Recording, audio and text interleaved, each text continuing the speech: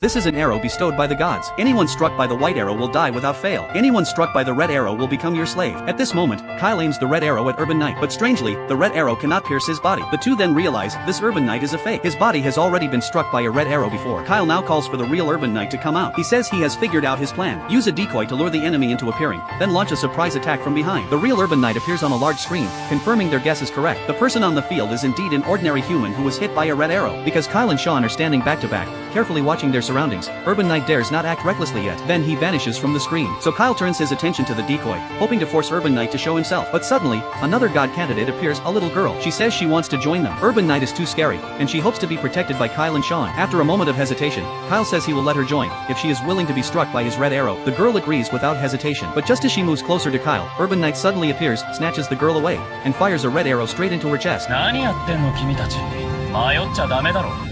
メトロポリマン様。神候補いたらすぐ刺さないと。Kyle immediately charges forward, but Urban Knight instantly flies off, mocking them for being too slow. Now it's 2 against 2. Watching from the sidelines, Jack and his companion grow tense. Kyle calls out to the other god candidates present, urging them to join forces to stop Urban Knight from becoming a god on the condition that they agree to be struck by his red arrow. Unexpectedly, someone actually agrees. 2 figures appear on the field, one with green hair, one with pink hair. They say they only have red arrows, not wings. Kyle, excited to have allies, flies toward them and shoots each with a red arrow. But at that moment, Urban Knight appears on the screen again, メトロポリマンではありません。